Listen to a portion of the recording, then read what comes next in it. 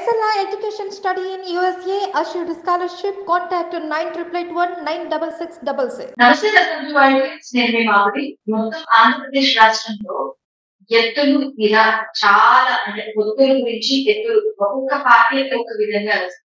అసలు ఈ ఎత్తులు పొత్తులు చిత్తులు అంటూ కూడా ముందుకు వెళ్తున్నాయి అన్ని పార్టీస్ ఏం జరుగుతుంది ఆంధ్రప్రదేశ్ లో. మనతో పాటు ఉన్నారు రాజకీయ విశ్లేషకులు పురుషోత్తం రెడ్డి గారు. నమస్తే సార్.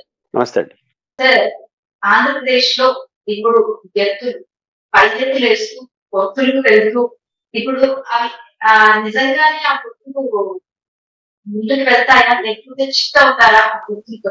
అంటే ప్రతి ఎన్నికల సమయంలో కూడా రాజకీయ పార్టీల మధ్య పొత్తులు పెట్టుకున్నా లేదా ఒంటరిగా పోటీ చేసినా అది సక్సెస్ ఫెయిల్యూర్ అనేది ఫలితాన్ని బట్టి ఉంటుంది. ఇప్పుడు ఒంటరిగా పోటీ చేయాలని వైఎస్ఆర్ కాంగ్రెస్ పార్టీ అనుకునింది, పొత్తులతో వెళ్ళాలని తెలుగుదేశం పార్టీ అనుకుంటుంది. అంటే ఒకరికి ఇంకొకరు తోడైపోతే ఆటోమేటిక్ గా అదనపు ప్రయోజనమే ఉంటుందని రూల్ ఏం లేదు. కొన్ని సందర్భాల్లో ఒంటరిగా పోటీ చేసినా కూడా మంచి ఫలితాలు వస్తాయి, కొన్ని సందర్భాల్లో నష్టం వస్తుంది, కొన్ని సందర్భాల్లో పొత్తులతో లాభం వస్తుంది, కొన్ని సందర్భాల్లో ఆ పొత్తులే నష్టానికి దారితీస్తాయి. ఇప్పుడు ఆంధ్రప్రదేశ్లో వైఎస్ఆర్ కాంగ్రెస్ పార్టీ ఒంటరిగా పోవాలని నిర్ణయించుకుంది, తెలుగుదేశం పార్టీ పొత్తులతో వెళ్ళాలనుకుంటా ఉంది. జనరల్గా పొత్తులు ఎలా ఉండాలంటే ఒక భావసారూప్యత ఉండాలి. అట్లాంటి భావసారూప్యతతో కూడుకున్న పొత్తులే మంచి ఫలితాన్ని ఇస్తాయి. భావసారూప్యత అంటే అర్థం ఏంటంటే ఎవరి మీదో కోపంతో లేదా ఎవరి మీదో ద్వేషంతో పొత్తులు పెట్టుకుంటా రాజకీయ అవగాహన వచ్చినా కుదరదు.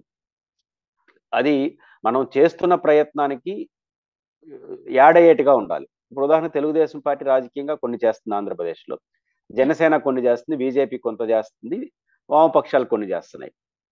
ఇప్పుడు వీళ్ళ మధ్య భావసారూప్యత ఎక్కడ రావాలి? కానీ ఇప్పుడు ఉదాహరణకు జనసేన ఉంది. జనసేన ఎందుకు పెట్టారు పార్టీని?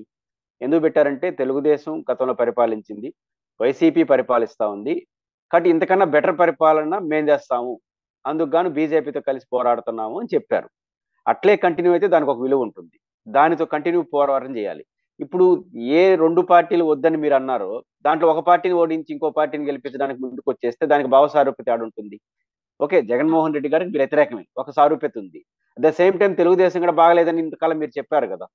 కాబట్టి ఒక బాగలేని పార్టీ అని మీరు అనుకునే పార్టీని ఓడించి ఇంకొక బాగలేని పార్టీ కలవడం అనేది ఏ భావ సారూప్యత వస్తుంది? పవన్ కళ్యాణ్ స్పష్టంగా చెప్పింది ఏంటంటే జగన్ ముఖ్యమంత్రి కానివ్వము అని చెప్పి, ఇప్పుడు కూడా చెప్పింది ఏంటంటే జగన్మోహన్ రెడ్డికి ముఖ్యమంత్రి పీఠ నుంచి దింపడానికి నేను పొత్తులకు వెళ్తున్నానని చెప్పి చెప్తున్నారు. డైరెక్ట్ గా చెప్తున్నాడు. కానీ జనసేన గత 5 ఏళ్ళు ఆ రాజకీయం చేయలేదు కదా. గత 5 ఏళ్ళు చేసింది ఏంటి? మరి బీజేపీతో ఎందుకు పొత్తు పెట్టుకున్నారు? బీజేపీతో అవగాహన ఎందుకు వచ్చారు? జనసేన తెలుగుదేశం వద్దు, వైసీపీ వద్దు అనే కదా బీజేపీతో కలిసి మీరు జాయింట్ యాక్షన్ చేశారు ఎన్నికలు అయిపోయిన వెంటనే. మరి ఈ రెండు పార్టీలు వద్దనుకున్న వాళ్ళు ఒక పార్టీని ఓడించి ఇంకో పార్టీ పక్కన చేరడం అంటే ఆ పార్టీని గెలిపించినట్టే కదా. వైసీపీని ఓడించడం అంటే తెలుగుదేశం పార్టీ పక్కన కూర్చొని అప్పుడు తెలుగుదేశాన్ని గెలిపించినట్టే అవుతుంది, ఎందుకంటే పెద్ద పార్టీ. కాబట్టి మీకు తెలుగుదేశానికి జనసేనకి మధ్య భావసారూప్యత లేదు.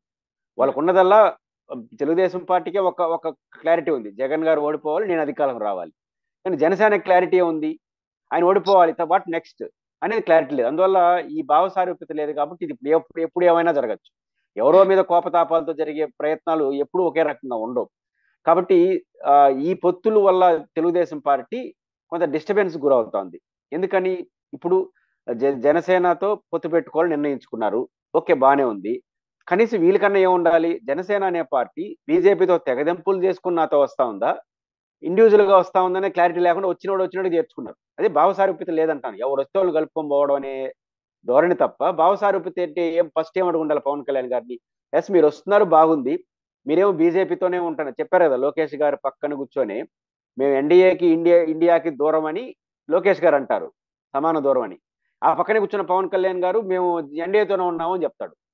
అంటే ఎన్డీఏతోనే ఉన్నామన్నప్పుడు ఒక క్లారిటీ తెచ్చుకోవాలి, ఎన్డీఏతోనే ఉంటారా లేకపోతే మాతో వస్తారా, లేకపోతే వాళ్ళతో కలిసి వచ్చారు కంటే ఇద్దరు కలిసి ఒకేసారి రండి. ఇట్లాంటి ఏమీ లేకుండా ఫస్ట్ పవన్ కళ్యాణ్ వచ్చాడు, ఓకే తోసేసుకుందాం, మళ్ళీ బీజేపీ వస్తాడు వాళ్ళతో మాట్లాడుకుందాం, అయిపోయిన తర్వాత ఇట్లా మీరు ఎప్పటికప్పుడు మార్చుకుంటా ఉంటే ఏమవుతుంది? తేలట్లేదు. ఇప్పుడు ఏమైంది? బీజేపీ చేతిలోకి బంతి వెళ్ళిపోయింది. ఇప్పుడు అమిత్ షా గారు అద్భుతమైన ప్రకటన చేశాడు, ఆంధ్రప్రదేశ్తో పొత్తుని తెరన వెళ్తాము, సరైన సమయంలో సరైన నిర్ణయం. సరైన సమయంలో ఎన్నికలు అయిపోయిన తర్వాత ఎన్నికల ముందా? సరైన సమయం అనేదానికి జాతీయ నాయకులు చాలా అర్థాలు ఉంటాయి, వాళ్ళు ఇంక మాట్లాడరు. అలాగని మేము రిజెక్ట్ చేస్తున్నాం అన్నాడు. అలాగని తెలుగుదేశం పార్టీ ఇప్పుడు ఆంధ్రప్రదేశ్లో కూర్చొని ఇంకా వాళ్ళు టైం అయిపోయింది, ఇంకొంత మా పార్టీకి ఎంత ధైర్యం ఉందా? లేదు, ధైర్యం ఉంటే ఢిల్లీకే పోయి ఉంటారు. అంటే ఒక భావ సారూప్యత లేని, హేతుబద్ధత లేని పొత్తులు పెట్టుకుంటే ఎవరు కలిసి వస్తే వాళ్ళతో పట్టుకుందాం పోదాం ఉన్నాము అంటే ఇట్లాంటివి వస్తాయి. ఇప్పుడు తెలుగుదేశం పార్టీ ఎలక్షన్లో అభ్యర్థులు ఎంపిక చేసుకొని ఎన్నికల క్యాంపెయిన్ చేయాల్సిన చంద్రబాబు నాయుడు గారు పొత్తులు ఇంతవరకు ఫైనలైజ్ చేయలేకపోతున్నాడు. పొత్తులు ఆయన స్పీడ్ గానే ఉన్నాడు, మీరు పోయే వాళ్ళు స్పీడ్ గా లేరు. ఎందుకంటే వాళ్ళకి ఏరే అజెండాలు ఉన్నాయి, మీ అజెండాలో వాళ్ళ అజెండాలు కాదు. అందువల్ల సహేతుకమైన అజెండాలు లేకుండా, భావ సారూప్యత లేకపోవడం వల్ల తెలుగుదేశం పార్టీ పొత్తులతో ఇబ్బంది పడుతుంది. మామూలుగా పొత్తులు అంటే అర్థం ఏంటి? యాడింగ్, 4-5 పార్టీలు యాడ్ అయితే ఇంకా బలం చేకూర్చాలి. ఈయనకి పార్టీలు యాడ్ అయ్యేసరికి తలనొప్పి, తలకు భారం అవుతుంది. ఒక్కొక్క పార్టీ యాడ్ అవుతుంటే ఒక్కొక్క భారం పైకి పడతాం చంద్రబాబు నాయుడు. ఇప్పుడు వాళ్ళు ఒక భారం అనుకున్నారు, పవన్ కళ్యాణ్ గారికి ఎట్లా సీట్ ఇవ్వాలనుకున్నాడు. ఇప్పుడు బీజేపీ యాడ్ అయింది. ఇంకా బీజేపీ తెలుగుదేశం పార్టీ పొత్తు ఉంటుందా లేదా తెలియాలి. తేలిన తర్వాత వాళ్ళు సీట్లు ఇవ్వాలి. ఎప్పుడు తెలియదు ఇవన్నీ, ఈ ఎలక్షన్ దగ్గర వచ్చేస్తా ఉంది. కాబట్టి పొత్తులు ప్రాతిపదిక లేనప్పుడు ఇట్లాంటి తలనొప్పులు వస్తాయి. ఆ ఇబ్బందులు వాళ్ళు ఉన్నారు. జగన్ గారికి ఆ ఇబ్బంది లేదు, ఎందుకంటే ఒంటరిగా పోటీ చేయాలనుకున్నాడు కాబట్టి ఒంటరిగా వెళ్ళిపోతాడు. ఇది అదనపు అడ్వాంటేజ్ అవుతుంది జగన్ గారికి. మామూలుగా ఒంటరిగా పోటీ చేయడం డిసడ్వాంటేజే. ఎప్పుడు ఆ పక్క భావ సారూప్యతో పర్ఫెక్ట్ గా వస్తే, ఇంతమంది ఒకటైనారంటే జగన్ గారు లేదని తప్పులు ఉన్నాయని అనుకుంటారు కదా. కానీ ఇప్పుడు ఎప్పుడైతే కొట్లాడుకొని నీళ్ళే పీకులాడుకుంటున్నారో పొత్తుల విషయంలో ఏమి తేలకుండా, జగన్ గారు ఆయన పెర్ఫెక్ట్ గా ఆయన పాటికి ఆయన పోతున్నాడు, ఆయన ఒక ఓడించడం కోసం ఇంత గొడవల అని అనుకుంటే ఇది అదనపు అడ్వాంటేజ్ అవుతుంది జగన్ గారికి. కాబట్టి ఈ పొత్తులు ఎత్తుల్లో జగన్ గారు ప్రస్తుతానికి పై చేయి సాధించినట్టుగానే చూడాలి. టీడీపీ ఇప్పుడు మెయిన్ పార్టీగా ఉంది కాబట్టి, బీజేపీ జనసేన ఈ పార్టీ కాబట్టి టీడీపీ రేషియో ఎక్కువగా ఉంటుందా? బీజేపీ జనసేనకి సీట్లు పంపకాలుగా ఉంటుంది. బీజేపీ కలుస్తుందా లేదా అనేది ఒక పెద్ద ప్రశ్న. కలిస్తే ఎట్లా ఉంటుందనేది మీరు అడిగే ప్రశ్న. వాళ్ళు కలవకపోతే జనసేన వెనక్కి తీసుకెళ్ళిపోయినారు అనుకోండి, అది కొత్త, అప్పుడు ఏ సమస్య ఉండదు. 175 వాళ్ళు పోటీ చేసుకోక తప్పదు. ఇంకేమైనా సిపిఎం వస్తే వాళ్ళతో మాట్లాడుకుంటారు. ఒకవేళ బీజేపీ జనసేన కలిసి వస్తే ఖచ్చితంగా వాళ్ళు మనకి ఎందుకులే అనుకుంటే వేరే సంగతి. కానీ వాళ్ళు ఎక్కువ సీట్లు అడిగితే కొంచెం కన్సిడరేషన్ చేయాల్సిన పరిస్థితి తెలుగుదేశానికి వస్తుంది. ఎందుకంటే బీజేపీ తనకు తానుగా మీ దగ్గరకు వస్తే వాళ్ళు 10 అడిగితే మనం 5 ఇవ్వచ్చు. మనం ఢిల్లీ పోయినాం, మనం వాళ్ళ దగ్గరికి పోతున్నాం. ఒకవేళ బీజేపీ అడిగినన్ని ఈకపోతే వాళ్ళు జనసేన గడ్డ తీసుకెళ్ళిపోతారని డౌట్. కాబట్టి ఇట్లా ఉంది. కాబట్టి బీజేపీ ఎన్ని అడిగితే అన్ని ఇవ్వాల్సిన పరిస్థితి. అంటే ఎన్ని అడిగితే వాళ్ళు ఎట్లా పడితే 170 అడగరు కదా, ఉన్నంతలో కొంచెం ఎక్కువ అడుగుతారు. ఎందుకంటే అప్పర్ హ్యాండ్ వాళ్ళది ఉంది కాబట్టి. రెండోది, వాళ్ళు ఉంటేనే మనం ఎన్నికల్లో గట్టిగా కొట్లాడగలమని బహిరంగ మాడేస్తున్నారు. జగన్మోహన్ రెడ్డికి ఎన్నికల కమిషన్ ఎట్టబెట్టట్టు వాడతాడు, రిగ్గింగ్ చేస్తాడు, గొడవలు చేస్తాడు, మాట్లాడుతున్నారు కదా. బీజేపీ గారి తోడైతే బాగుంటుందని వాళ్ళే అంటారు. అంటే బీజేపీ తోడు లేకపోతే మేము ఫైట్ ఇవ్వలేమని ఇండైరెక్ట్ గా చెప్తున్నారు. కాబట్టి మా తోడు లేకుండా నువ్వు ఫైట్ ఇవ్వలేకపోతే కాబట్టి మాకే ఎక్కువ అని బీజేపీ అన్నారు అనుకోండి. కాబట్టి వాళ్ళు గణనీయమైన సీట్లు అడిగితే ఇవ్వాల్సిన పరిస్థితి వస్తుంది. కొంచెం వాళ్ళతో రిక్వెస్టింగ్ మెథడ్ లో పోవాల్సింది తప్ప అటు కుదరదండి, మీ బలం 0.5%, దాని తగినట్టుగా ఒక 5 సీట్లు 6 సీట్లు 0.5% ఓట్లు ఉంటే 175లో ఎన్ని, దాదాపు 7 సీట్లు కూడా లేవు. 1.7 సీట్లు 2-3 సీట్స్ వస్తాయి, తక్కువ వస్తాయి. కాబట్టి మనకు 2-3-4-5 సీట్లు పైన ఇవ్వాల్సిన అవసరం లేదు వాళ్ళకున్న ఓటింగ్ షేర్ చూసుకున్నప్పుడు. మరి మీరు ఇటు ఆ మాట మాట్లాడగలరా? బీజేపీతో మీ ఓట్లు ఎంత అంటే, మా ఓట్లు అంత ఉన్నప్పుడు మాకు ఎందుకు వచ్చారు అంటారు. బీజేపీని చూస్తా ఉండేది ఆయన ఓట్లు కాదు కదా, వాళ్ళ బ్యాక్ బౌన్ బలం. అంటే ఆయన వస్తే ఎలక్షన్ కమిషన్ ఏదో న్యూట్రల్ అయిపోతుంది, మనకు అనుకూలంగా వచ్చేస్తుంది, కొట్టేస్తారు, ఇది వాళ్ళ ఆలోచన. అంటే ఆ పాత్ర పోషించాలని మమ్మల్ని ఆశిస్తున్నారు కాబట్టి మాకు అడిగినంటే వాళ్ళు అంటారు. కాబట్టి అడిగినంత ఇస్తే 2 సమస్యలు. ఒకటి, సీట్లు అడ్జస్ట్ చేయడం ఒక సమస్య, ఓట్లు షేర్ ఇంకో సమస్య. ఇప్పుడు ఈ చంద్రబాబు నాయుడు గారు బీజేపీకి ఒక 20 ఇచ్చేసాడు అనుకోండి, ఆయన ఇచ్చేవచ్చు, ఆయన బీజేపీ వాళ్ళతో మాట్లాడుకునేసి కింద తెలుగుదేశం ఓట్లు వేయద్దు అంటే బీజేపీ ఓట్లు 0.5%, తెలుగుదేశం ఓట్లు 40%. గతాన్ని అనుకుందాం.